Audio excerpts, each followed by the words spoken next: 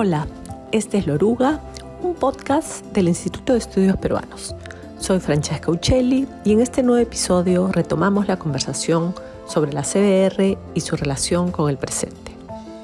En Loruga seguimos mostrando lo vivido, las memorias e intentando abrir espacios de diálogo y escucha. Hoy estamos en Ayacucho, conversando con Jaime Urrutia, colega y amigo que además de historiador, docente universitario e investigador principal del Instituto de Estudios Peruanos, fue en la CBR el responsable del área de historias regionales y miembro del equipo de redacción del informe final. Hola Jaime. ¿Qué tal? ¿Cómo estás? ¿Qué tal, Francesca? Aquí a tu disposición, peleando siempre porque la memoria se mantenga. Un gusto conversar contigo, Jaime. Cuéntanos un poco de tu vida, de tu infancia, tus recuerdos más importantes. Yo acabo de publicar un documento de trabajo en el IEP sobre la historia de mi barrio, que es más o menos el retrato del espacio donde crecí, que es por el cementerio de Lima, un barrio se llama Mercedarias, la iglesia más cercana. Yo no nací ahí, yo nací en Bellavista. Mi madre estaba casada con un contador, mi padre era contador, y yo era el quinto hijo. Yo nací y cuando tenía 3 años, mi mamá estaba embarazada de mi hermano. ¿De tu hermano menor? Menor. Y falleció mi padre de un ataque al corazón, tenía 39 años. Fue al trabajo y ya no volvió. Trabajaba en la compañía Sulamericana, como decían en portugués, con L, Sulamericana, en la Plaza Martín. Y mi mamá quedó pues fue como la violencia en Ayacucho, una cosa es antes de la muerte y otra cosa después. Cambió su vida, dio a luz a mi hermano un mes después, mi hermano nació un mes después de la muerte de mi padre. Entonces mi mamá se vio obligada y vivía en esa época por Santa Beatriz, no me acuerdo por dónde vivía. Pero yo pasé entonces desde los 3 años a vivir con mis abuelos maternos, en una calle que tiene un nombre curioso, Centro Escolar, en la urbanización de Bernardi, hecha por un señor que se llamaba de Bernardi, del cual yo he hecho la historia. Y ahí viví hasta que tenía 22 años. O sea, pasé ahí toda mi escolaridad. Cuando iba a entrar a quinto de media, yo me presenté a la Escuela Militar de Chorrillos e ingresé. Porque en esa época se hacía el quinto de media en la escuela. Uh-huh. Ingresé, pasé el quinto de media y pasé a primer año. Entonces pasé el primer año ahí. Ya estaba cadete de primer año. En el ejército, en Lima. En Chorrillos. En la escuela militar. Y al pasar al segundo año ya me retiré. Y me retiré justo cuando moría mi abuela. Me acuerdo clarito porque yo le comuniqué a mi madre que me iba a retirar. Aproveché un poquito por el mal momento de la ausencia de la abuela, que era muy querida, para contarle a mi mamá que me iba a retirar, cosa que ella no quería. La cosa es que me retiré de la escuela militar y ya me quedé ahí y me integré más a mi barrio, bueno, con toda mi familia de por ahí, ¿no? Mis amigos también. ¿Eso era Barrios Altos? Barrios Altos, es Barrios Altos. Ahora es más difícil, he cambiado todo el contexto, ¿no? Pero ahí vivía, pues, ahí estaban las enamoradas, los paseos, y los amigos del barrio me dijeron que habían conseguido un trabajo para mí en la fábrica Rayón, porque ellos trabajaban ahí en la fábrica como obreros. Yo acepté y se lo comuniqué a mi tío, que yo tenía como apoderado al hermano de mi madre. Es que no tenía papá. Entonces él me firmaba las libretas, todo. Y tenía 2 tíos empresarios. Uno tenía la fábrica en mi casa, ahí en Barrios Altos, fabricaba cajas. Ajá. Y el otro fabricaba galletas y fideos en 5 esquinas, una fábrica grande que se llamaba Lugón y después se llamó Sayón. Entonces hicieron una junta de familiar, mis tíos, con mi hermano que era mayor que yo y que estaba estudiando diplomacia. Había estudiado Derecho y se había entrado a la Academia Diplomática. Y entonces ahí decidieron y me dijeron, bueno, tú quieres trabajar y está bien, vas a trabajar aquí en Industria del Papel, que es el inicio de una fábrica que está por Ñaña, por la oficina que daba Virrey Toledo junto a 5 esquinas. Y ahí me dijeron, tú trabajas medio día y el otro mediodía te preparas para la universidad. Ajá.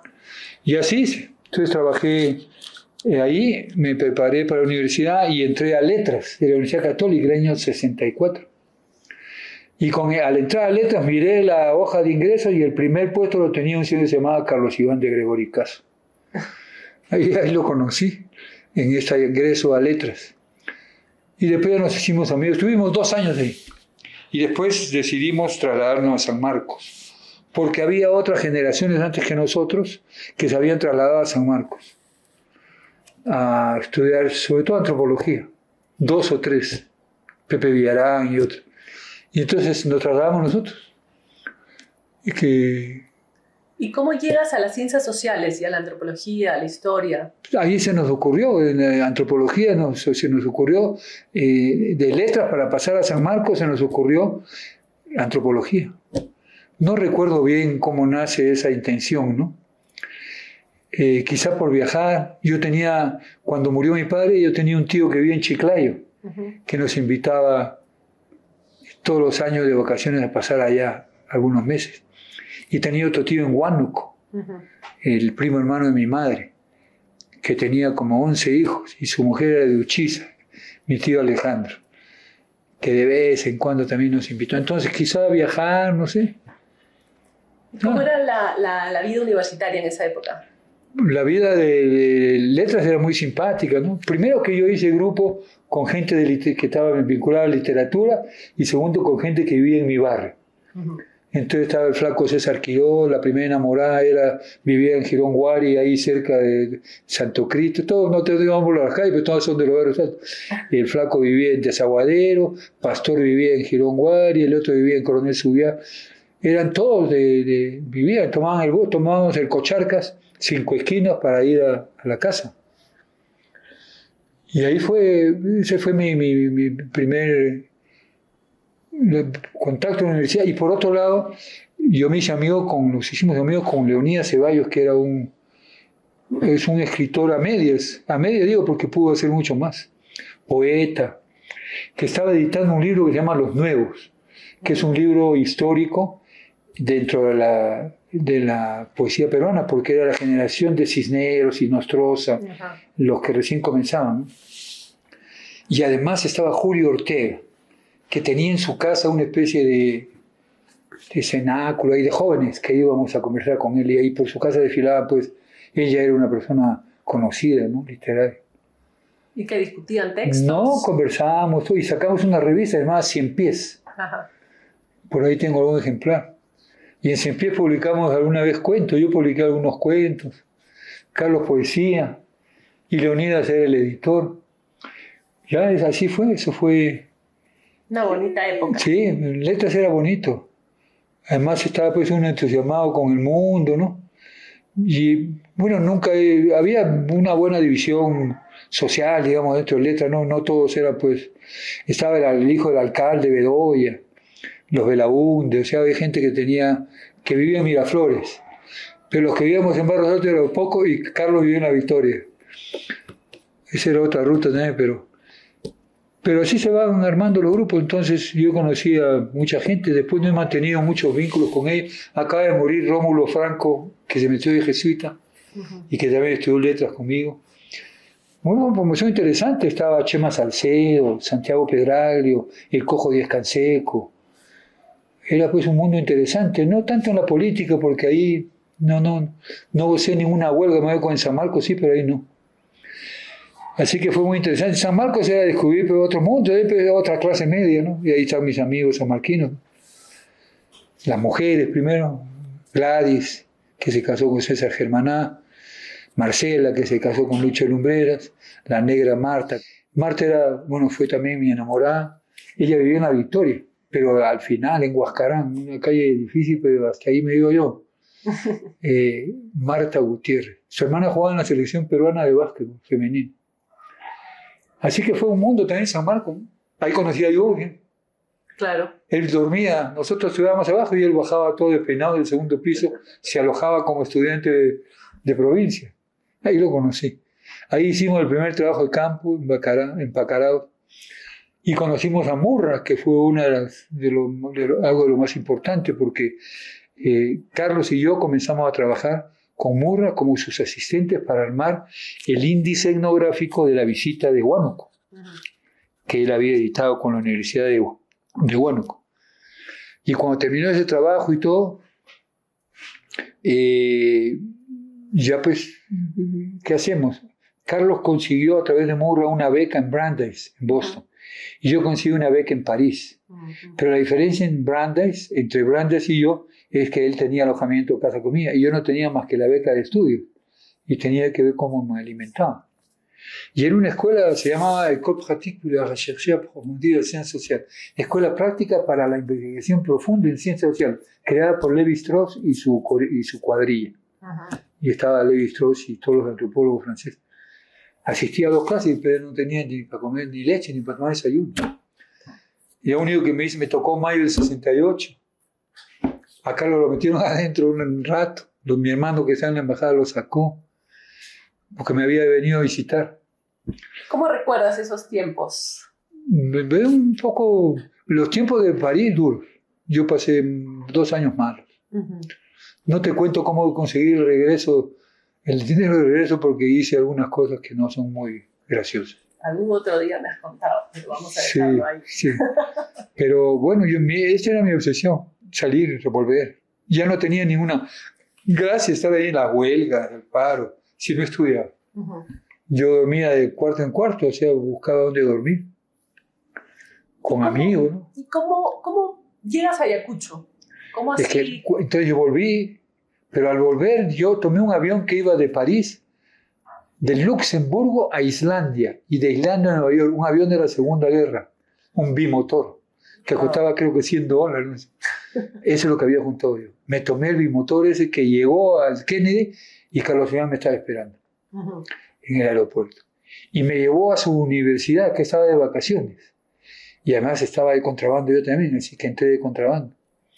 Y en un momento dijeron los latinos que estaban ahí más o menos cercanos, todos cubanos, venezolanos, colombianos, bolivianos, chilenos, argentinos, dijeron, va a venir el gobernador de Puerto Rico y vamos a hacer una demostración en el hotel donde está, pidiendo la libertad de Puerto Rico, la independencia. ¿Tú te sumabas a todas las luchas? Nos subimos al carro, al Giso di Santo, los llamaba el amigo venezolano, hijo de italiano, que tenía movilidad. Y era pues así también radical. Fuimos a hacer la marcha. Y en la marcha yo estaba marchando y me metían cada vez por atrás, una mujer que estaba atrás y me fastidiaba. Ya pues la madre de mis hijos. Ella es de Haití. Y estaba ahí también protestando por eso. Entonces ahí comenzamos a estar juntos y en un momento decidimos, vámonos al Perú. Y después tú ya vuelves. Porque si se iba, le quedaría 1 año para estudiar y perdía el derecho. Tenía todo menos alojamiento. ¿Ella estaba haciendo su doctorado allá? No, su graduación en literatura. Ya. No, pero a los 22 años. Claro, estaba estudiando. Todavía. Y entonces nos hemos venido al Perú. Yo recuerdo que llegué al barrio y era carnavales. Y salieron todos estos malandrines a mojarnos. Jaime, no, por favor, le tuve que defender. De eso no me olvido. Porque varios de esos después ya estaban en la droga. En ese momento no, pero ahora sí. Estoy hablando del año 70, comienzo del 70. Entonces ahí me encontré con, no sé si fue con Lucho Lumbreras, ¿sí? O con alguien amigo, y me dijo, hay un proyecto en Ayacucho. Y el administrador del proyecto es Gordon Hadding, el mismo que el proyecto con Murra, en Huánuco Pampa. Entonces me vine de Ayacucho, me vine solo primero. Me acuerdo que me alojé ese día. Marco Martos, que era mi amigo de la universidad también, se estaba yendo de Ayacucho y me dejó su cuarto. Hablé con Gordon y me dijo, ya, te contratamos, vente. Entonces ellos vino. Y comenzamos a trabajar en el proyecto Piquimachay, del cual era el administrador, ¿no? Yo lavaba piedras, qué sé yo, y ella trabajaba en cosas de traducción. Hasta que terminó el año para volver a Estados Unidos. Pero el día final, cuando se cerraba la campaña arqueológica, hubo un partido entre los trabajadores de la excavación y nosotros los investigadores. jugábamos todos, no me acuerdo si ganamos o perdimos. Yo me subí a la camioneta, un sol esplendoroso, me vine, 2 días perdí el conocimiento. Me dio una bronconeumonía, casi me muero. Felizmente que estaban los amigos conmigo, estaban en la universidad, pues. El Gato Carrillo, Freddy Ferrúa, Idiro Santillana, todos los amigos que trabajaban ahí. Llevaron al doctor y me pusieron inyecciones, creo, y me salvé de morir, ¿no? Bueno, salí de esa neumonía y después ya me fui a Estados Unidos. Entonces estuvimos en Estados Unidos, ya. Ese fue mi primer contacto con Ayacucho. Ajá, eso fue el 70. El año 70. Uh-huh.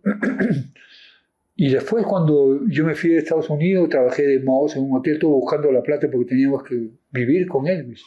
Y ella terminaba de estudiar. Terminó de estudiar y nos vinimos por tierra, desde Boston a San Francisco y de San Francisco hasta Lima. Lo que hacen ahora los migrantes. No teníamos carro. Había un amigo que tenía carro, un argentino con su esposa. El Slutsky era un matemático. Con él viajamos hasta Panamá. Y ahí termina la carretera, ya no hay cómo pasar el Darién entre Panamá y Colombia. Entonces él embarcó su carro para llevarlo a Santa Marta y ahí llevárselo a Argentina. Un carro viejísimo. Nos separamos y nosotros tomamos una avioneta que nos dejó en Maracaibo, al frente. Y ¿Cuánto tiempo demoró el viaje? 2 meses, creo. Además viajábamos de noche para ver los pueblos de día. Ajá. Cuando bajábamos de Boston ahí. Y dormíamos en la camioneta. Uh-huh. Sí, yo atravesé Nicaragua antes del terremoto. Fue un viaje interesante, ¿no? No hubo ningún problema mayor. Y llegamos a Lima, y en Lima, ya pues era, ¿qué año sería? El 72, ¿no? 72, porque había pasado el terremoto, y me acuerdo que todavía estaba el barro en Yungay. Y me encontré con Gigi, yo había sido amigo de Estefano Gárez. Uh-huh. No solo de él, sino de su familia. Yo lo conocía de la Universidad de Estefano, y era amigo de la familia, y sobre todo de Luigi, del Gigi. Y entonces me dijo Gigi, yo estoy ahora enganchando gente para trabajar en Huaraz, en Sinamo. Y me enganchó como jefe de difusión, yo no había terminado de estudiar, como jefe de difusión de la ORAMS 3, que es una oficina de Sinamo que no manaba un militar, sino un civil, un arequipeño, Óscar Balbuena. Cuenta un poco para quien nos escucha qué cosa era Sinamo. Sinamo es el Sistema Nacional de Movilización Social, que era una especie de aparato político y concientizador, digamos, del gobierno. Del Velasco, sobre todo alrededor de la reforma agraria. Uh-huh. Tengo muchas anécdotas de lo que pasó tratando de implementar la reforma agraria y convenciendo a la gente para que se organice, ¿no? Después te las contaré, también no te conté que casi nos han matado. Yo tengo 2 escenas con nacas, con pistacos. Una es en Huaraz y otra aquí en Ayacucho. Es decir, aparece un degollador, la gente está exaltada y matan al degollador. Eso pasó en Huaraz y pasó acá también. Y a mí me pasó en Huaraz cuando yo trabajaba en la reforma agraria. Y el pueblo donde había sido el muerto, que era un misi, nos quería matar a nosotros, a los de Sinamo. ¿Que ustedes eran los pistacos? No, pensaba que nosotros éramos los culpables de que habían matado a su paisano. Pero vino la policía y mató a 8 campesinos. Los valió. Entonces nosotros tuvimos que ir en caballo dando la vuelta. Eso estaba metido en Yamellín, Yauya se llama el sitio. Jamás me voy a olvidar porque han encontrado además una estela como la estela Raimundi en Yauya. Y resulta que llevaron presos a un montón de campesinos, se los llevaron a Huaraz. ¿Pero por qué? ¿Cuál había sido Los acusaban, al Misti lo acusaban de pistaco. Y no solo eso, sino que te trajeron además presos a muchos. Entonces estábamos con muertos allá, con la amenaza del pueblo ese donde estaba originario el difunto, y con los presos en Huaraz. Entonces yo trabajaba con toda la gente que trabajaba conmigo, era techoblante, en Cachina, ¿no? Y entonces dije, ustedes van a ir a la cárcel y van a grabar así como estás grabando tú, a cada uno de los presos qué encargo tienen para su familia. Se me ocurrió en ese momento. Y entonces le digo, oye, Panchita, cuídate la vaca, llévala para allá. Todo en quechua, pues, ¿no? Uh-huh. Ya, pues, hice esa grabación y salimos, y ahí fui que tuvimos que hacer un rodeo. Llegamos y había un montón de campesinos de arriba. Y dije, ¿y ahora? Yo tenía hasta miedo, ¿qué va a pasar? Pero el dirigente apareció y todos le dijimos, aquí traemos encargo, hemos traído encargo para que escuchen. Y bajaron centenares de campesinos. No volaba una mosca mientras escuchaban lo que contaban. Pero el problema no fue ese. La cola para mandar la respuesta. Todo el mundo quería mandar también su respuesta. No, le dijimos, nos trajeron gallina, huevo, nos trajeron pues como mistis. Regalo. Esa experiencia tengo, entre otras cosas, de la reforma agraria, ¿no? Fue un trabajo muy interesante, muy efectivo, hasta que el gobierno lo liquidó para el Sinamo, ¿no? ¿Y qué hacías ahí en Sinamos? Yo hacía campañas de capacitación. Primero Ajá. hicimos videos, películas, folletos, paneles de carretera, que decía, el patrón no comerá de tu pobreza, la única clase privilegiada son los niños. Le he dado a Víctor Vich todas las fotos. Ah, sí. Para que él las trabaje. Tengo algunas de ahí, si quieres te las muestro algún día. Yeah. Y eran paneles grandes, porque era Ancash, todo Ancash. O sea, la Panamericana, por Chimbote también. La Panamericana, las carreteras de entrada por Chasquitambo para allá, la entrada incluso a ¿cómo se llama? A Chiquián, Rinconcito del Cielo, es decir, su propaganda de Chiquián. Era todo, era el callejón de Huala, el callejón de Conchucos y la carretera Panamericana. Las tres áreas principales. Claro, la afectación mayor estaba en la costa, pero ahí estaban grandes haciendas, ¿no? Nepeña, todo eso. Ahí intervenía, nosotros no interveníamos ahí, porque era otra negociación con los trabajadores. Nosotros en la sierra. ¿Y este evento cómo se resolvió con estas personas detenidas? No sé, pero me imagino que lo habrán sacado. Ya nosotros, si había sentencia, no hay sentencia, yo ya no he seguido. Solamente cumplimos con aliviar un poco su pesar. Ajá. Y lo que no van a aliviar nunca los muertos. Y cuando llegamos a la comunidad, nos conocimos el tipo de entierro es ser muerto ahí y le hacen una ruma de barro encima. Y estaban, ¿qué es eso? Esos son los muertos de la vez pasada, de la semana pasada. Eso fue en Yauya, ¿no? Bueno, ahí trabajé hasta que salí. Y de ahí ya viene un periodo corto, estuve trabajando en Censira con Manolo García. ¿Qué cosa es el Censira? Censira es el centro de capacitación de la reforma agraria, pero tenía un equipamiento grande, ¿no? Después que trabajé, enseñé inglés a unas monjas que venían al convenio de Santiago Apóstol en Chorrillos. Pero vuelves a Ayacucho. Espérate, todavía no he llegado. Ah, caray. Todavía no he llegado. Y en eso me encontré con mis compañeros que eran profesores en Ayacucho. Ajá. Chito Galvez y Carlos Gregorio y Edith Montero. Los tres lumbreros se los había llevado a Huamanga. Ajá. A pesar de Abimael, habían entrado. A Edith después la votó Abimael. No la votó directamente, pero utilizando su influencia. Y entonces, ¿tenía tanta influencia? Abimael era el jefe de personal de la universidad. Ajá. ¿Eso era qué año? El año, yo cuando él se fue, el 76 habrá ido. A Edith le habrán votado en ese entonces. Yeah. Porque yo entré el 76 a trabajar. ¿Y a qué trabajé? Acá había una oficina de extensión cultural de la universidad que tenía a su cargo la tuna, el teatro, el cine, conferencias, todas esas cosas culturales. Ajá. Que había estado a cargo del mismo Acuña. Se había ido Acuña y quedó vacante. Y en ese, el mismo Acuña, ese que trabajaba en la plaza, el famoso mismo Acuña del Perú. Ah, ya. Un famoso mismo, no sé si vive, el mismo. Era mismo. Pero el jefe de oficina. Y entonces el vicerrector era Enrique Moya y él impulsó mi candidatura ante el rector. El rector era de Ichikawa, de familia que tiene una tienda. Era una tienda, ahora es un restaurante en la plaza. Y entré. Y justo era el tricentenario de la universidad. El año 77. Además, ese año yo me había separado ya porque tuvimos diferencias con él y ya se fue con los chicos también. Y yo me fui a vivir con Carlos Tapia.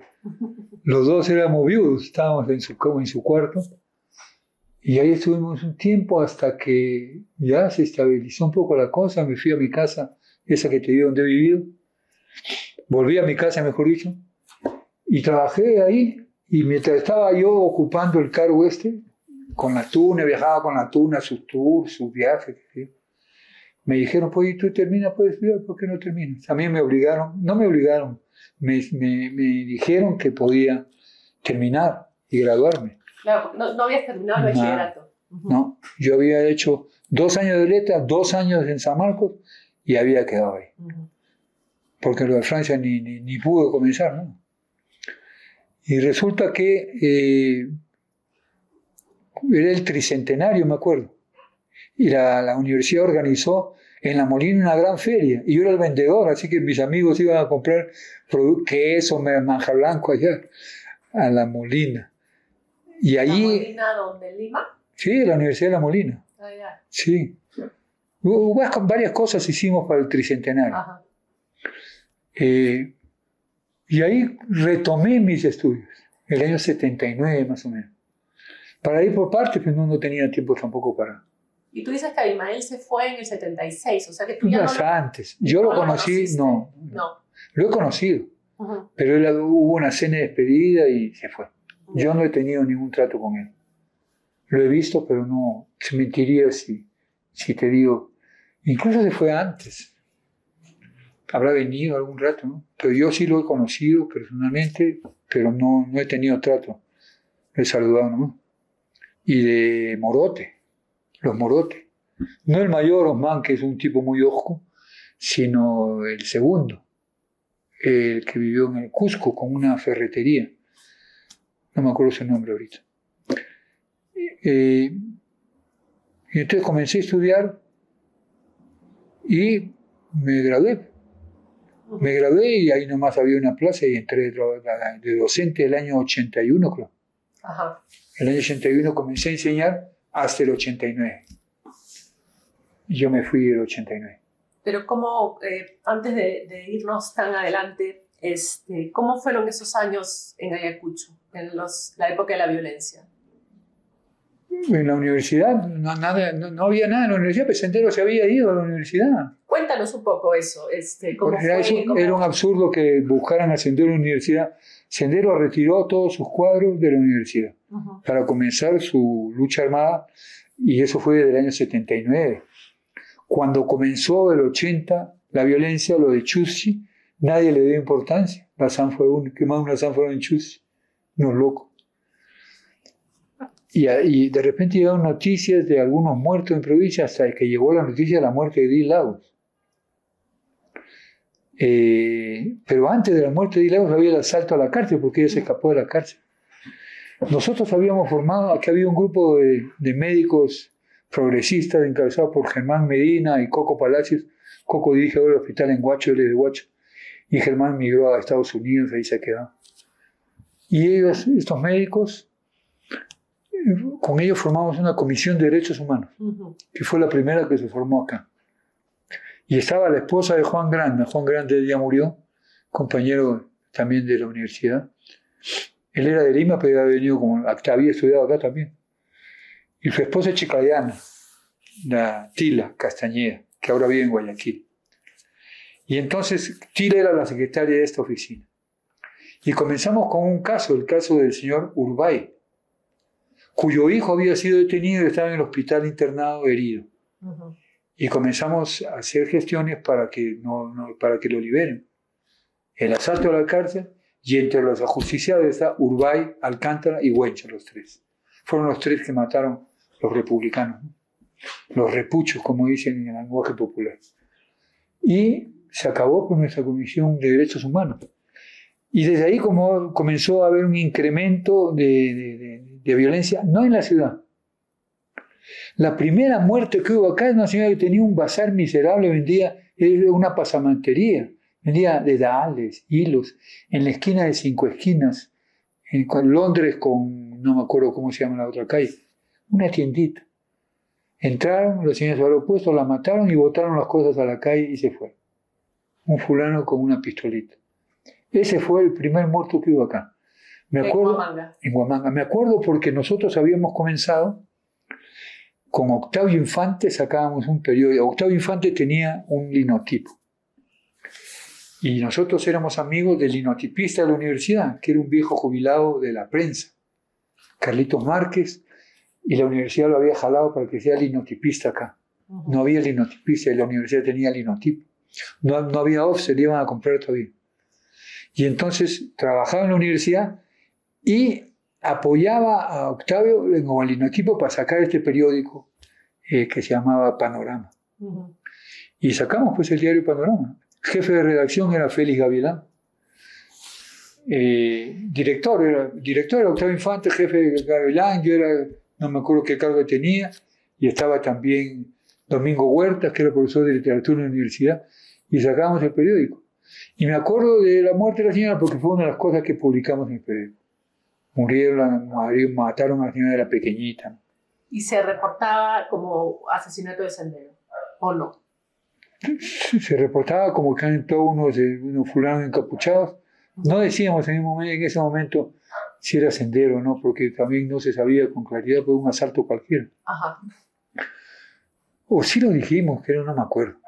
Habría que revisar. No tengo el periódico, se me han perdido los ejemplares de ese periódico. Que resulta que después termina haciendo historia, porque Octavio y Félix murieron en Chorajé. Y hicimos ese periódico en medio del toque de queda. No era nada riesgoso, porque en la ciudad no pasaba nada. Petardos. Solamente pasó alguna vez. Cuando a mí me detuvieron, sí había actividad en ese momento. Este es el año 83. Eso es lo que te iba a decir, como que no pasaba nada. No pasaba nada en el sentido de que no había ataques. No había muertos en la ciudad. De Sendero. De Sendero. Pero el día que también me tuvieron a mí con la esposa de Hildebrando Pérez. Hildebrando Pérez, que fue dirigente de Sendero, que era de Espite, un pueblo allí en el Pampas. Su mujer vivía 2 puertas más abajo que yo, entonces han hecho una redada en el barrio y me llevaron a mí y a ella juntos al cuartel. Y después de estar en el cuartel varios días, una semana, no sé cuánto tiempo estaba en el cuartel, una semana creo, nos han llevado a la PIP ya, porque el ejército se liberó de nosotros, ya hubo una campaña y salimos libres, ella y yo. Pero el día que llegamos a la policía, que estaba antes en la calle Lima, que era un Lima para arriba, era el local de la PIP, ese día Sendero hizo un ataque general en la ciudad, bombardeo, ¿vale? Se apagó, hubo un apagón, y comenzó a tirar petardos en las estaciones de policía, incluyendo la PIP, y nos pusieron en el patio a mí y a ella echados. Ahí están sus compañeros para que tengan su premio. Y ahí nos quedamos echados, no nos pasó nada felizmente. No llegaban tampoco al patio mismo. Pero fue una noche muy dura, no sé, murió gente. Pero ese era el 83. Entonces 83, sí pasaban cosas, solo sí. Que fueron poco. Cuando te digo no pasaban, te decía no moría gente. Yeah. Sí. Pero se vivía, ¿cómo se vivía y de hecho después se volvió más selectivo, porque comenzaron a matar Sendero y el ejército a gente individual. Así murieron hasta llegar Lucho Morales, que lo mataron a las 11 de la mañana a media cuadra de la Plaza de Armas. Y con el fulano ahí, el del ejército, le disparó sin asco, sin ningún reparo. Cuenta un poquito quién era Lucho. Nosotros hacíamos el periódico Panorama y teníamos una persona muy entusiasta que venía como informante y nos traía datos, que era Luis Morales Ortega. Luis Morales Ortega había sido militante aprista, era pues una persona tirada a la antigua más bien, ¿no? Con su sombrero, muy formal, gran especialista en refrigeración. Cada vez que tenía mi terma malograda, Lucho Morales. Y entonces Lucho pasó de ser informante a ser corresponsal del diario de Marca. Ajá. Y se volvió muy cercano a Chema Salcedo, José María Salcedo. Y esa fue su tumba también, porque las cosas que escribía lo llevaron a estar en la lista negra del ejército, del servicio de inteligencia, porque era bien crítico con el ejército, ¿no? Como Fermín también, ¿no? Aunque Fermín lo mató Sendero. Fermín fue el que protegió Cayara. Nosotros, cuando estábamos en el municipio, él de alcalde y yo de teniente alcalde, sucedió lo de Cayara. Y entonces vinieron los campesinos de Cayara. Y el día que vino una delegación de 3, 4. Justo nos anuncian que estaba entrando el comandante del cuartel a la municipalidad a visitar al alcalde. Lo metimos al baño. A los campesinos. A los campesinos. Entonces Fermín nos atendió al militar mientras los campesinos estaban adentro del baño. De eso no me voy a olvidar nunca. Después los mataron a todos, los campesinos. Cuenta un poco de Cayara para... Cayara fue una muerte tardía y inútil, ¿no? Porque eso ya cuando es, eso es el año 88. Emboscaron a una patrulla militar y mataron a unos militares, y en represalia llegó un destacamento del ejército y viejos, jóvenes y niños los fue agrupando y los metió dentro de la iglesia, los mató, los quemó, y fue una masacre de las más grandes que hay, ¿no? Así como Putis. Y entonces Cayara quedó en el recuerdo. ¿Y estos campesinos que vinieron a la municipalidad? Vinieron a la municipalidad, pero en el transcurso de los meses que siguieron, fueron muertos también. ¿Vinieron a pedir ayuda? Vinieron a pedir apoyo, porque nadie quería reconocer que estaban todos los muertos, como era en esa época, ¿no? ¿A dónde iban a recurrir? ¿A dónde iban a ir?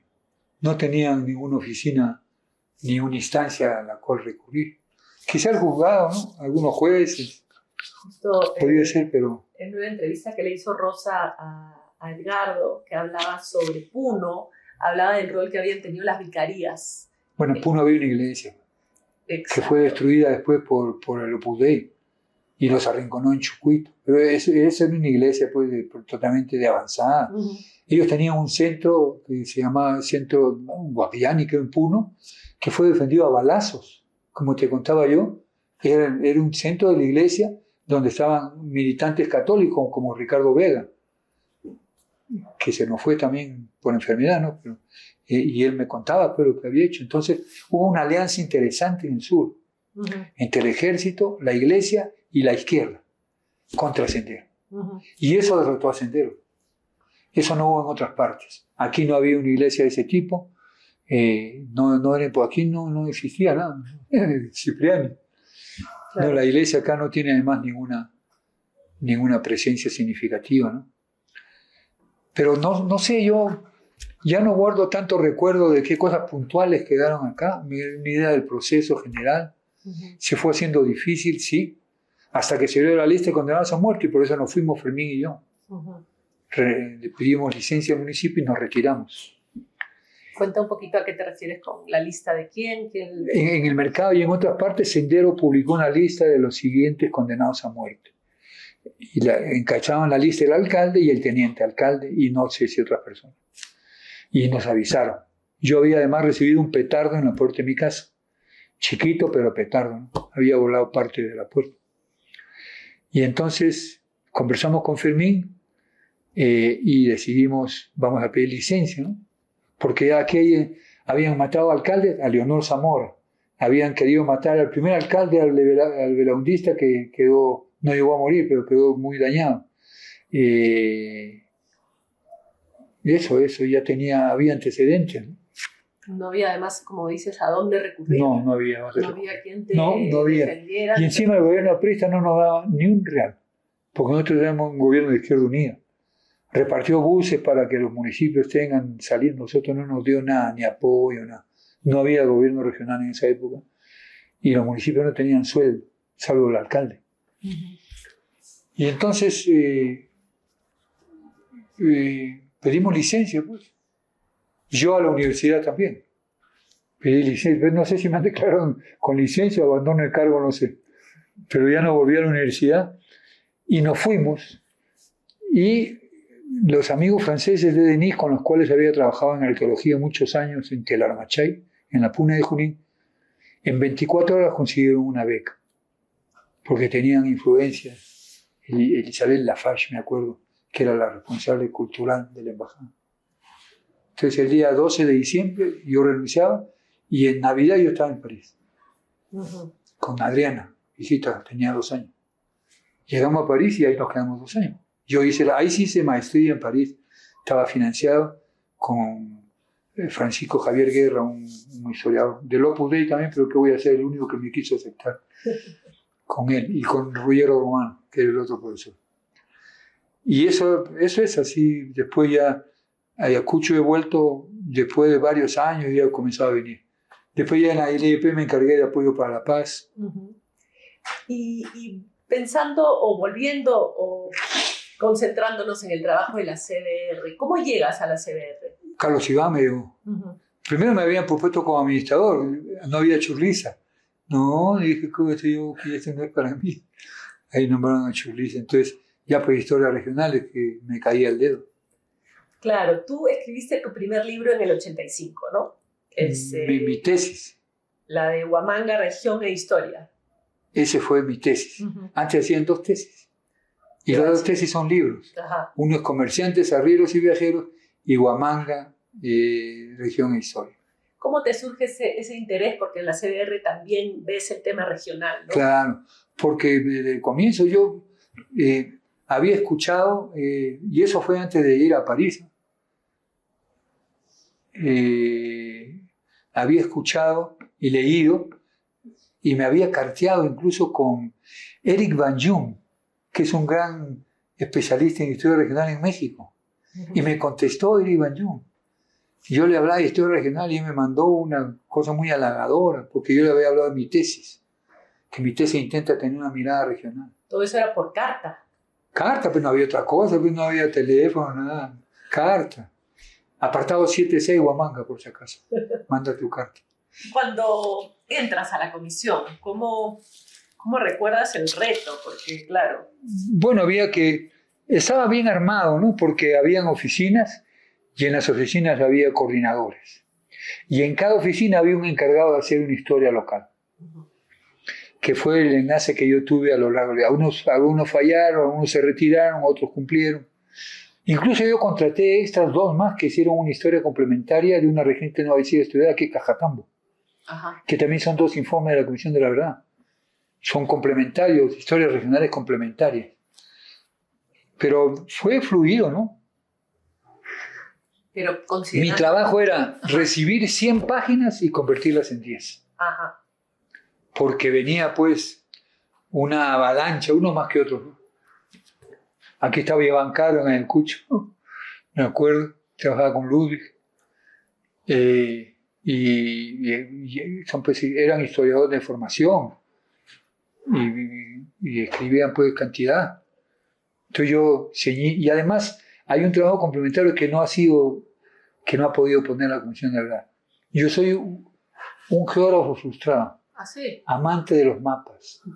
No puedo leer un libro del Perú de historia que no ponga un mapa, me parece un absurdo. Que no ponga el mapa ni te explique el contexto en el cual... Voy a dar una conferencia de los economistas, lo primero que voy a poner es el mapa de Ayacucho. La región de qué tiene, Quechua, Suni, Puni, qué sé yo. Ahí hablemos de la región. Y entonces, en cada región había un mapa. Y había un especialista en la oficina que hacía el mapa y yo lo corregía, porque él no conocía el Perú. Y yo conozco alguito, entonces le decía, no, eso no va por acá, yo tengo por acá. Y hizo todos los mapas, que no se han publicado. Deben estar en el archivo del LUM, me imagino. Claro. Pero eran bastante detallados, ¿no? Eran mapas donde se señalaban los puntos donde había habido violencia. Eso se podría recuperar, ¿no? Digitalizar, porque... Así es. Y después, bueno, la suerte también, cuando hubo una exposición central en la comisión del CBR, Marisa preparó un resumen y lo presentó. Muy bueno. De todo lo que habíamos hecho en la región. Ahí salió, hay vacíos, ¿no? Evidentemente. Hay tremendos vacíos, por ejemplo, porque además había algunos cruces. Había otra sección de casos especiales, que estaba a cargo de Sisi Hacha. Y entonces alguna gente que trabajaba ahí lo hacía como si estuviera en otra institución. Y yo tuve un enfrentamiento fuerte con todos los que trabajan en la Comisión de Verdad. Porque a mí, cuando hay un abuso, me hierve la sangre. Trabajábamos en esa oficinita que estaba por la Embajada de la India, ¿no? Una callecita, que está el café en la esquina. Bueno, era una casa alquilada, pero la instalación eléctrica no era suficiente, tenía poca potencia. Entonces, a cada rato se volaba la luz. Y entonces había un reglamento para que decir a la 1 de la tarde todo el mundo apaga lo que está usando. Si no, esto se va a volver a apagar. Y yo me hice amigo del portero. No sé por qué era del barrio, no sé. Y me dice, no, don Jaime, aquí nadie obedece. Ya me cansé de decirle, esto no va a parar, así va a ser siempre. Entonces un día yo dije mi responsabilidad. Tú vas a decir que no he hecho, tú vas a decir Jaime Ruch. A la 1 de la tarde fui, bajé la palanca. Vinieron como 10. ¿Cómo me pasaba? ¿Para qué has pagado? ¿Tú has cumplido acaso? A la 1, ¿quién te ha dicho que traje a la 1? Y a pico con cada uno. Me odiaron. Pero nadie más hizo uso excesivo, nunca más voló la luz. Ese es uno de mis orgullos. No es tonterías que uno hace en la vida, pero con justificación, pero no, la injusticia siempre será malvenida. Y entonces eso fue el trabajo de la Comisión de Verdad, que estuvo bien. Ya la entrega del informe, como ya te conté, por la puerta falsa. Cuéntanos otra vez. El informe estaba listo, hemos quedado trabajando aceleradamente. Y al final terminaron siendo en la imprenta 12 tomos, pero el original también era un montón de tomos. Y había que llevarlos al Congreso. Y fuimos al Congreso, me acuerdo, con Salomón Lerner y no sé quién más. Y en el Congreso nadie lo recibió más que el presidente que salió por la puerta falsa, que creo que era Henry Pease. Porque el presidente no lo recibió en ningún momento, o sí en Palacio. Sí, hubo una ceremonia de entrega. Ah, ya. Sí. Ya eso fue, ya desde ese momento la CBR ya tenía anticuerpos muy fuertes, más fuertes incluso que ahora, no más fuertes que ahora, pero muy fuertes. ¿Y en tus recuerdos cuáles fueron esos momentos más duros, sea durante o después? No, lo más duro era terminar, ¿no? Porque en la preocupación de que debíamos a terminar y redondear, no hay ninguna preocupación, Sendero ya estaba liquidado. Nada, creo que no arrastrábamos ninguna preocupación más que cumplir con la fecha. Y sí, se hizo todo lo que tenía que hacerse en el momento adecuado. No hubo discusiones. La discusión más fuerte que hubo en la CBR es sobre la cantidad de muertos, con David Sulmón y la gente que no aceptaba el cálculo que hacía su equipo. El tiempo le ha dado la razón porque han aparecido un montón más de fosas. Pero esa era una discusión. Por lo demás no había discusiones. Lo más triste son las audiencias, ¿no? Yo no fui a audiencia, solamente fui a una audiencia en Cajatambo. Acompañé a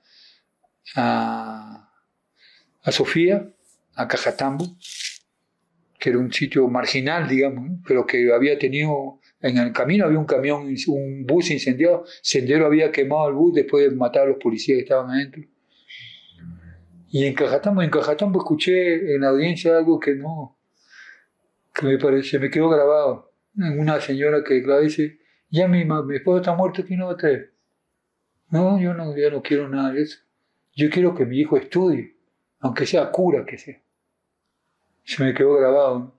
El estudio estaba por encima del duelo del muerto. Bueno, tiene razón, ¿no? Ya estaban muertos. Pero no... Las audiencias siempre fueron muy tristes, muy tensas. Pero no era parte de mi trabajo. No recuerdo mayores discusiones, no. Yo no estaba tampoco en el comité directivo, qué discusiones habrá habido, ¿no? Unos con otros, ¿no? Eso fue el trabajo. Creo que lo hicimos bien, con honestidad. Como dice Carlos Iván, fue lo más importante que hemos hecho. 3 años hemos estado ahí, sin dudar. Y con un montón de gente. El otro día hubo la ceremonia, yo vi la foto, 200, tanta gente había en la Comisión de la Verdad. ¿O han llegado después? Bueno, entre los equipos regionales, locales, los que transcribían, o sea, era un equipo enorme. ¿Realmente? Pero ahí no creo que estuvieran los regionales, ¿no? Pero de todas maneras era inmenso. Inmenso, sí. Sí, pues. Y emocionante, ¿no? Sí, yo mandé mis disculpas. Ese día hubo acá una ceremonia con ANFACEP por los 20 años. Ahí, como te dije, todos eran jóvenes. Uh-huh. Eso es lo que me gustó de la reunión, pero habían 30 personas, 30 muchachos. Eso fue lo que hubo acá. ¿Y cómo, o sea, retomando, porque también han sido los 40 años de ANFACEP este año, los 20 de la entrega del informe de la comisión, ¿qué otros ¿Cómo se vivió acá? Nada, ya no tiene impacto mayor. Tanto es así que el Comisé ha cerrado, no tiene recursos para funcionar. Sigue atendiendo algunos casos judiciales, ahí está Anita sentada, pero ya no hay Comisé, está vacía la oficina. Y era una actor activo en esta historia. Va perdiéndose. Así como se va perdiendo el quechua acá, se va perdiendo la memoria. Ya están las señoras de Anfasé, ya son mayores. La señora Lida creo que es ahora la que reemplaza a Mamá Angélica. Y unos cuantos años más y ya no estamos acá. Y no va a quedar mucho. Después seguirá de alguna otra manera, pero ya no hay. Nadie trabaja además ya eso. Bueno, los guantinos están haciendo agua en Puti, bueno, ya en su tierra, en su territorio, ¿no? ¿Qué están haciendo? Dijo, pues el de Guanta no dijo que estaban excavando fosas en Putis, que hay más fosas de las que ya han recuperado, igual que excavar la pampa de Ayacucho. Sí, ojalá que lo hagan, ¿no? Y el Comisé tenía un proyecto en Huancazancos y en Huancape, y estaba identificado, varias fosas tenía pendiente. No sé si logró terminar, hay que preguntarle a Anita. Un informe, yo corregí el informe del arqueólogo. Aquí vivíamos el arqueólogo y yo. Donde estaba mi oficina era su cuarto y yo en este cuarto. Ajá. Así que convivimos unos meses ahí el año pasado. Pero él se fue. Él es de Chalhuanca, de Apurímac. Se fue y ya no hay ningún arqueólogo. Ya han liquidado Lucanamarca, donde han tenido 20 años de trabajo. Y ya no queda nada. ¿Qué queda acá? Ahora más bien hay los muertos del aeropuerto, ¿no? Diciembre. Eso es lo que esa es otra cosa. Eso sí está vivo. Hay murales, están pintados murales de ellos. Incluso de los dos que murieron en Lima también tienen un mural acá. ¿Y no hay vínculo entre un...? No, en la FACEP de estos muertos son otros son jóvenes. Allá están las señoras mayores. Pero Anfasé sigue con una pelea que le da vida y alma, que es la hollada. ¿En qué anda eso? Están construyendo. O sea, y va a ser una cosa única porque es el único santuario de la violencia y además junto al cuartel. O sea, más insolente no puede ser. Va a estar al lado del cuartel. Era el cuartel. Claro, por eso, pero cuéntanos un poco. ¿Cómo? Aquí está el cuartel. Ajá. Y hay una hollada, pues se llama hollada. Ajá. Y en esa hollada hacían ejercicio de tiro. Después ya están las casas, las urbanizaciones. Los militares pretendieron que la gente invada y ocupe todo eso. La fiscalía y la gente de Anfasé defendió y cercaron. Y lograron un acuerdo de la fiscalía que se salvó la hollada. Excavaron todo, salvaron el resto del horno a pesar de que desaparecieron en otra parte. Y ha quedado todo eso. En el diseño, no conozco, yo vi un borrador de diseño. No sé cómo quedó el diseño definitivo. El horno que estaba es el horno de Cabito, ¿no? El horno fue hecho a sugerencia, por eso le decían querosene a mi amigo Sosa. Fue mi amigo, mira tú, qué increíble, ¿no? Fue a buscarme en mi casa después de todo esto, tocarme el timbre. ¿Cuándo? Cuando yo estaba perseguido. ¿Sí? Cuenta un poco, da contexto, porque no todos los que nos escuchan saben lo que estás comentando. Entonces cuéntanos un poco. Cuando yo estuve detenido, hubo indagaciones, qué sé yo, y una de las personas que declaró en mi favor, y lo dice Ricardo Uceda en Muerte en el Pentagonito, fue Sosa, alias Querosene, porque él fue el que sugirió quemar cadáveres para que no haya testigos cuando venía la comisión de la OEA. Y él dice, no, Urrutia, ¿qué lo vas a meter? No tiene nada que ver. Y posiblemente eso ayudó a tener una visión. Cuando estabas detenido, porque presumía que tú tenías vínculos con Cenderos. No, presumía que yo era el financista. El financista. Yo dirigí una institución ¿para qué tienen tanto papel acá? ¿Usted dónde se va la plata? Una semana estuvieron revisando las cuentas y todo. Evidentemente no encontraron nada. Ajá. Bueno, y entonces él fue... Eso me sucedió. Él andaba acá en la calle, no voy a decir de quién era la novia porque la novia se va a molestar, pero era enamorada de una amiga acá. Y nos lo hacíamos el teniente, no sé si hacía pasar el teniente Julio, un nombre tenía. Nadie sabía que se había Sosa y que era un suboficial del grupo este. ¿Cómo se llama el grupo? Colina. Bueno, la cosa es que después que yo ya estaba en mi casa en Barranco, un día, y él estaba perseguido, porque había salido una orden de captura, y vivía en Barranco su hermana. Tocan la ventana de mi casa y veo, no abrí nunca. Quizá lo hubiera recibido, ¿no? Pero no, dije no, mejor no. Y él, como Grupo Colina, él fue el que decidió el horno de... Él hizo la sugerencia, y eso lo he leído creo también en UCEDA, porque iba a venir la comisión de la OEA. Entonces, ¿qué hacían? Hay que quemar estos cuerpos. Por eso le pusieron querosene a él, como chapa. Era su alias. Y incluso estaba más entero, después han roto la cañería, qué sé yo, no era más grande de lo que hay ahora, que han dejado un poquito. ¿Y cuánto tiempo funcionó ese horno? Habrá funcionado por unos meses nomás. No creo que haya funcionado mucho. Hay que cotejarlo con la fecha de llegada de la OEA. Pero en realidad han cortado más de 100 restos de víctimas, ¿no? En la hollada. En hollada, no enteros, ¿no? Enteros hay poco, son fragmentos. Han encontrado más hace poco. Sí, los arqueólogos hicieron un muy buen trabajo ahí. Excavaron eso como que fuera Machu Picchu, a fondo. Y bueno, y pues ahí está eso como una reivindicación. Será, no sé si saldrá, no sé si se conseguirá fondos para terminar, porque hay que construir una ermita, digamos, una cruz, no sé, una losa, un buen muro perimétrico. ¿Va a ser un espacio? ¿Va a ser un museo? ¿Va a ser no un va a ser lugar? un espacio de visita. Un espacio, un lugar de memoria. Un parque de homenaje. Con los nombres. Me imagino que pondrán flores y todo, ¿no? Que darle vida, ¿no? Claro. No sé si pondrán los nombres, ahí no han identificado a nadie. Pero de las personas desaparecidas. Sí, pues, pero esos no necesariamente son los que están ahí. No, pero es una forma de... pues tendría que poner 6.000 nombres. Bueno, no sé, pero yo estoy... No sé cómo es el guión. Claro. Aquí hay una amiga fotógrafa, hace su tesis sobre fotografía en la época de violencia, y su novio, su compañero, su peor es nada, es uno de los arquitectos que está en eso. Y ella está recopilando fotos sobre la violencia. Con ella hemos trabajado muchas cosas. Ella la vez pasada organizó con la Universidad de Berkeley, de la cual es ella integrante, un conversatorio entre Carlos Valeri y yo. Carlos Valeri es un personaje acá. Él trabajaba también en la universidad cuando yo era miembro de la universidad como responsable de actividades culturales.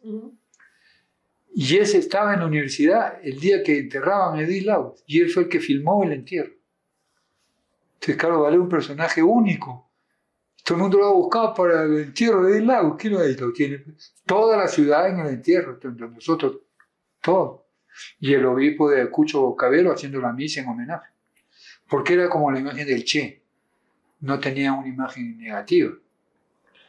Claro, estaba rodeada de la guardia de honor, de senderistas que iban haciendo sus arengas.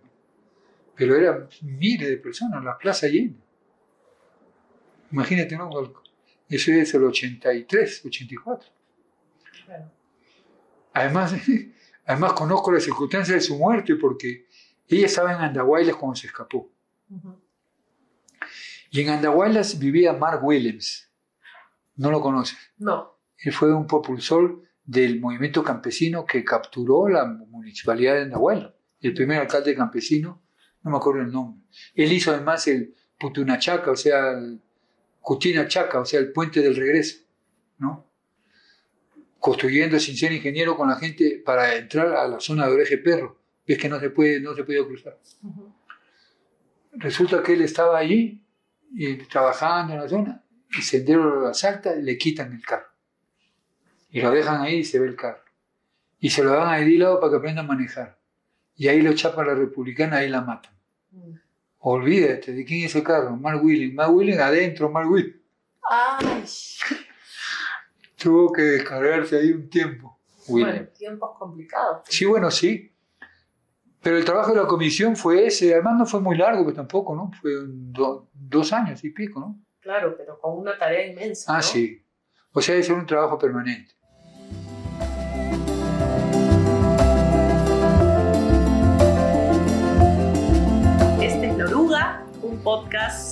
del Instituto de Estudios Peruanos.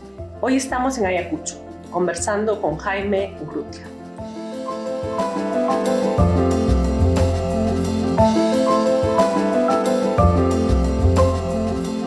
Mencionaste en la conversación que para ti es lo más importante que has hecho. Yo creo que sí. Parece copia de lo que dijo Carlos Iván, ¿no? Que también dijo que el trabajo más importante de su vida era algo así. Pero sí, porque involucra primero, para mí personalmente, un montón de gente amiga muerta.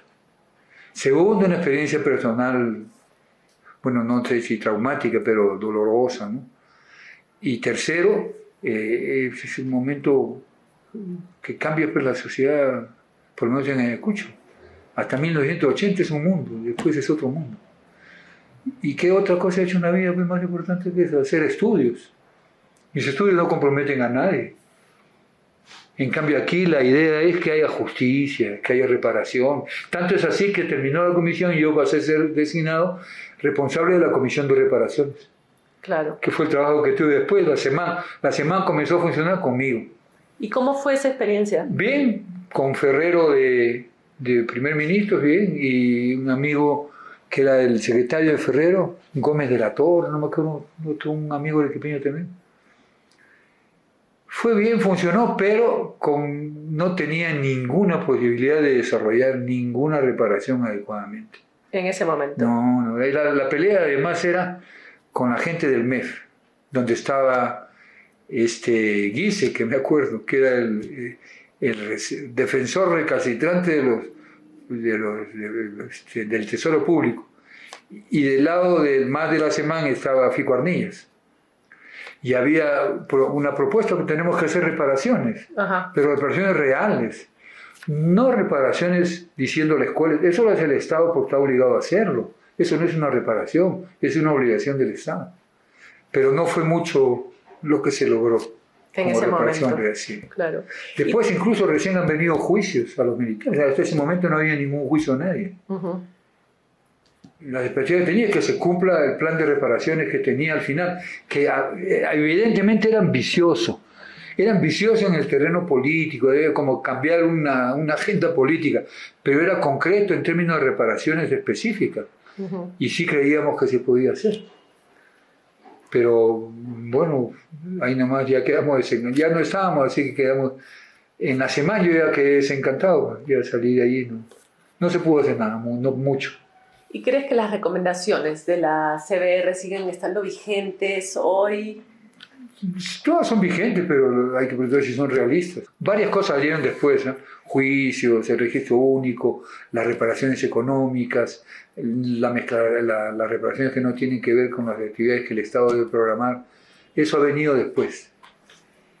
Y 20 años después, ¿cuál es tu balance? Mi balance es que el informe sigue siendo fundamental. Uh-huh. Y también mi balance es, como te digo, que las recomendaciones hay que priorizarlas y hacerlas realistas. Y que si no están aliadas con el poder no vas a ninguna parte. No vas a conseguir nada. Es como un saludo, ya no a la bandera, un saludo al aire, ni a la bandera.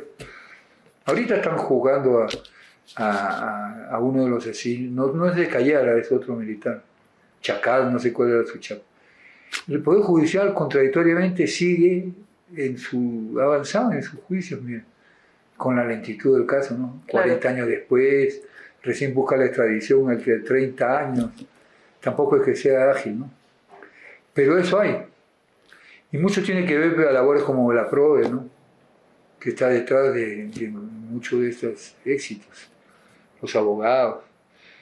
Pero en términos generales en la sociedad hay un retraimiento, ¿no? Y un desconocimiento absoluto de la CBR. Y por más que este libro, ¿cómo se llama? Hatun Rimacuy, ¿no? Hatun Huillacuy, ¿no? Hatun Huillacuy. No es una síntesis tragable, ¿no? Es un poco extenso. Pero a pesar de que hay eso, tampoco es por eso que la gente ha entrado a conocerlo. Que salió de una encuesta, ¿no? Creo que el 80% de los jóvenes, sí, lo vi. Esa es la realidad. Y si eso es así es porque la generación anterior no se lo transmitió. Y el sistema escolar ni el universitario se lo transmitió. Y pensando en el episodio de Daina, que salió la semana pasada. Muy bien, el discurso es espectacular. Yo nunca lo había escuchado. A ella. A Daina. Me hace sentir que es posible, de las personas que uno menos piensa, encontrar mensajes aleccionadores, que además generan esperanza. Y no están en el aire. Y reconoce además. No solo reconoce a Sendero, sino a las barbaridades del ejército, de la policía. ¿Quién hace eso? Generalmente o una u otra, o le echa toda la culpa al Estado o le echa toda la culpa a Sendero. En los libros que ha publicado el LUM, estos narradores de memoria. Eso, yo he sido comentarista y he participado comentarista en 2 veces, y la última fue acá en vivo con la autora del libro del Cabanino, de Soras. De Soras. Claro. Y ahí dije yo pues algo que no está pues desgraciadamente claro. Sendero está haciendo eso porque se considera que se le han volteado. Entonces la pregunta es, ¿y por qué apoyaban a Sendero al comienzo? Que es mi pregunta de siempre, ¿no? ¿Por qué las comunidades apoyaban a Sendero? Esa es la pregunta de fondo. El resto tú ya sabes, o sea, la gente, el Sendero cavó su tumba cometiendo barbaridades y la gente tomó una decisión exactamente contraria. Porque lo que estaba sucediendo era una especie de una chajua, una mezcolanza. Claro. Eso es lo que me sale, entre otras cosas, de esta exposición de Daina, ¿no? Daina, sí. De Daina, es por lo menos hay un mensaje que reconoce y recupera no solo la memoria de su madre, sino ella tiene una visión de lo que ha pasado bastante clara. Casi es una visión de la Comisión de la Verdad, digamos. Quizá por eso que me gusta. Habría que ver otras versiones, me gustaría escuchar qué dice. Por ejemplo, lo que ha publicado Lurgio de ex soldados. Ninguno se arrepiente de lo que hace. Ninguno. Claro, te cuento, nos moríamos de hambre, matamos acá, ya. Pero acaso hay una palabra de arrepentimiento. Nada. De los testimonios que él ha recogido, que son su promoción, ¿no? Claro, el de Perros y promoción, sí. Sí, yo me lo he leído, con él he conversado, además yo le dije. Y no hay perdón a nadie, no, ustedes no piden perdón a nadie. Por lo menos como amigos yo lo dije. ¿Es posible la reconciliación, el perdón? Eso es lo más difícil. Es que la palabra reconciliación fue un invento de Toledo. Eso no está en la Comisión de la Verdad. Claro, se añadió después. ¿Cómo va a haber reconciliación? Yo escribí un artículo, si una persona que cumple condena sale y la vuelven a enjuiciar. ¿De qué reconciliación? No, o sea, ha cumplido su sentencia. La sociedad la ha castigado, ha terminado, ha cumplido, y la quieren... Después de la chica Foronda, que porque participó en algún momento también, que por qué trabajaba en el Congreso. ¿Cómo vas a hablar de reconciliación si tú no aceptas ni siquiera las sanciones que la misma sociedad ha creado? El mismo sistema de Estado ha creado. No, la reconciliación no es una palabra viable en este país. Porque las fracturas son más profundas y de mucho más larga data. Y no es que enfrentes a uno con otro, ¿no? Pero ya nomás en términos de integración, digamos, cultural, ya hay una fractura tremenda. De no reconocer las diferencias es lo más terrible. Y de sancionarlas además con actos racistas, peor. Pero no reconciliar, ¿no? Aquí estamos pensando que se puede hacer como hizo Mandela con su carcelero, ¿no? Tomó fotos en la cárcel donde había estado 30 años encerrado, con el fulano que lo cuidaba, cuando él ya era presidente de Sudáfrica. Pero esa es otra situación, pues él era la cabeza de una reivindicación general. Detrás de él estaba todo el país. Más bien los de la parte ya habían quedado arrinconados. Aquí el día que estaba un general decía, pido disculpas por las barbaridades que hemos hecho, ahí creeré yo en la reconciliación. Entre otras cosas, ¿no? En Argentina creo que es distinto, ¿no? En Chile incluso, hasta en Colombia. ¿Y por qué crees que eso es así acá? Porque aquí la presencia y la importancia que tienen las Fuerzas Armadas es excesiva. Hay TDEO en este país. Sacan a los soldados con facilidad que yo si fuera que yo no me opongo, esa es la labor de la policía. ¿Qué vienen ustedes a sacarnos de la calle? A riesgo de que, como decía Cisneros, ¿no? Cuando quería que entrara el gaucho Cisneros, cuando pedían que el ejército entrara a combatir senderos. No, el ejército no debe entrar, porque si entramos vamos a entrar a matar. Eso es algo así decía. Y además si de entre 5 matamos a uno, justificamos nuestra opción. Si uno es senderista, justificamos. Y mira que yo estaba en el ejército, 2 años estudiando para ser militar, pero su vinculación con la sociedad es esa, pues, desde que se creó la República. Pero de la República solo ha tenido gobiernos militares. Y la pelea de los militares por tener el poder es del siglo XIX. No, el XIX y parte del XX. Y esta sensación de ser salvadores de la patria, de tener pues la verdad, ¿no? Y la razón. Y además absolutamente conservadores. O sea, ellos son los primeros que ponen la Virgen en el cuartel. O sea, entronizan culto, religión. Yo lo primero que aprendí en la escuela, tienes que aprenderlo en las primeras 2 horas. Porque si no, te van a tratar mal, te castigan. Te lo puedo grabar si quieres. Las órdenes se cumplen sin dudas ni murmuraciones porque el superior que las imparte es el único responsable, no siéndole permitido al inferior reclamar sino después de haber cumplido el castigo. Si mi teniente y si lo manda que se mate, payaso, no papá. Eso tenías que aprenderte, esa frase. Las 2 primeras horas. Lo primero que entrabas, te daban tu ropa, te lo bañaban, todo lo que quieras, ya, aprender, saber. Como examen. Imagínate, la jerarquía marca. ¿Cómo marca después la historia que estos soldados cumplen reglas? De alguna manera esa frase los está protegiendo, porque sí, claro. Está diciendo que el responsable es quien toma la decisión. Es lo que dicen los militares cuando quieren decir que no es un loco que mató, no, yo recibí órdenes. Claro. Y la orden era general, pues, ustedes cuando tengan tal cosa, barran con todo. Entonces cada uno a su manera, encallar a un fulano le ocurrió a su manera, emputis al otro. No es que estaban locos, ni desquiciados, ni era estrés de guerra. Y no puedes salirte de ahí porque si no se acusan de desertor. ¿Cómo vas a ponerte? El único caso en que he tenido simpatía por los militares es cuando yo fui yo era amigo de los agrónomos, de los biólogos de acá. Y me dijeron, Jaime, tú que haces historia, vamos a hablar del atún y la cochinilla en Andahuaylas. Hay un congreso, tenemos que ir, nosotros somos los reyes de la tuna, decían los amigos. Y entonces escribí un artículo, la tuna y la cochinilla en la historia de Ayacucho. Ajá. Sí, me gustó porque era más que un divertimento la importancia que tenía la tuna. Nadie le daba bola, pero de eso se alimentaba la gente. Salimos de una carcocha que tenía la universidad y eran los agrónomos y yo. Éramos 6, 7. Y el chofer, que también se pedía Morote, pues murió en un accidente.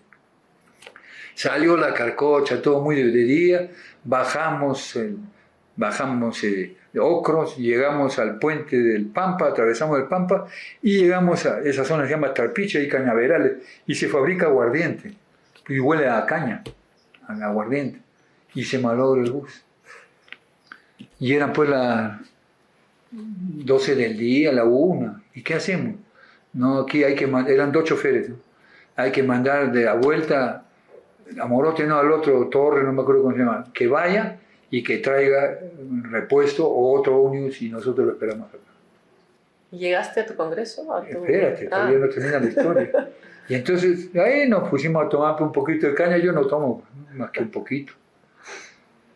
Y en eso aparece un camión del ejército lleno de soldados, porque había una base en Chincheros. ¿Y qué años era esto? Eso estamos en el 80 Ay, mamita. El 85 ahora ha sido. Yeah. Y dijimos, ¿y ahora? Bueno, nos sentíamos protegidos porque éramos todos de la universidad y éramos 6, ¿no? Y entonces llega y el fulano, el sargento, me dice, disculpen con ustedes, el jefe de la base de Chincheros ordena que ustedes suban al camión y vamos a la base. Hijo, ya penimó. Se quedó el chofer, el de reemplazo, por si acaso ahí para que le avise cuando venga el otro. Y subimos y era casi ya anocheciendo cuando llegamos y nos recibió el jefe del cuartel. Buenas noches, los he mandado a llamar porque pasen por acá. No, había una mesa servida. Yo también soy ayacuchano y quiero que se sientan bien. Coman ustedes lo que quieran, atiéndese, y apenas pase un camión yo lo paro y le digo que lo lleve. Nos atendió, nos debe comer.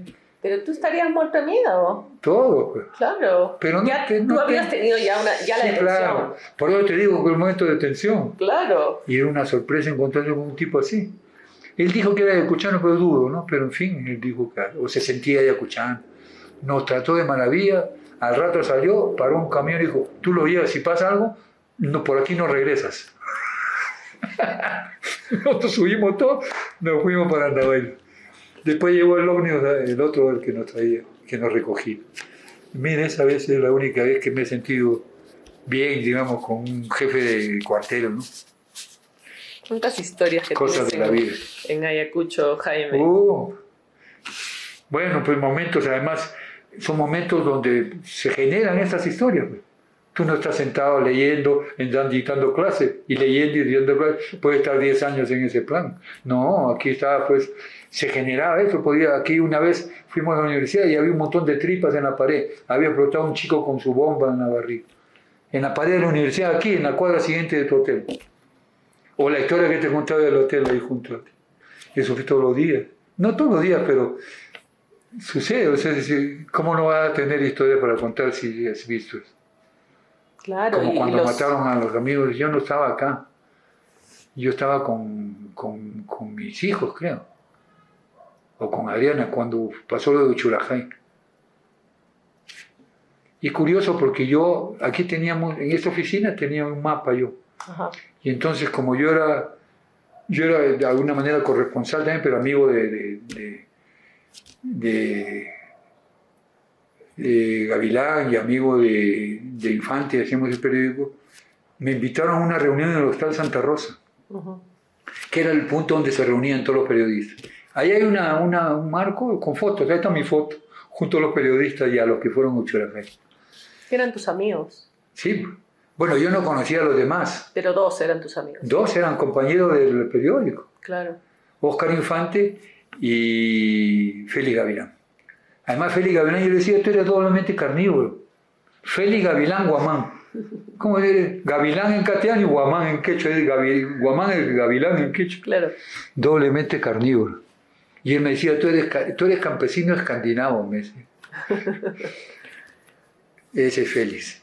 Bueno, y entonces nos reunimos ahí y se armaron su viaje, yo llevé el plano y Octavio sugirió no va a ir por Huanta porque nosotros trabajamos en Coyuchaca, que está al pie de Uchurajay, pero tiene que ir por Huanta y la cuesta es brava, son 4 horas de una trepada brava. Mejor es ir por Tambo, no tienes que subir nada y hay que faldear nomás, y de ahí vamos a Guaychao. Ellos iban a Guaychao. Ajá. En el camino está Uchurajay. Ellos iban a ver cómo habían matado a los senderistas a la gente de Guaychao. Y le digo a la Pinera, pero ¿cómo vas a seguir así? ¿Te vas a la Puna? Entonces le traje una casaca y le di mi casaca, que es la casaca que llevó a la tumba. No lo digo por la casaca, ¿no? Evidentemente. Pero de eso fue muy triste, pues, ver a esa gente. Además de cómo murieron, ¿no? En ese momento no se entendía. Con Carlos Iván hicimos un artículo que decía algo así como los campesinos también pueden matar, o sea, no es que sea. Y tratando de explicar el contexto. No teníamos toda la información que después tuvo Ponciano en ese libro espectacular que ha hecho en nombre del gobierno. Ajá. Queda bien claro todo. Así es la historia. Bueno, Jaime, muy bien. Muy bien. Hemos completado. Sí, pues. ¿Algo que quieras añadir? ¿Un mensaje final? No, ¿qué mensaje te puedo añadir? Ojalá que siga la oruga viva y que sigan ustedes trabajando, pues también es. Y que no se pierda. Antes había mucho más intensidad en el trabajo de memoria en el instituto y eso obvio porque tiene que disminuir, pero hay que mantener una esquina. Muchas gracias, Jaime, otra vez por acompañarnos, por conversar aquí en La Oruga. Los invito a seguir escuchando La Oruga. Todos los viernes un nuevo episodio. La Oruga es un podcast del Instituto de Estudios Peruanos. Visiten nuestra página web, suscríbanse a nuestras cuentas de Spotify, YouTube, Instagram, Facebook, Twitter y sobre todo los invitamos a compartir, a comentar, a conversar sobre nuestros episodios. Muchas gracias y hasta el próximo viernes.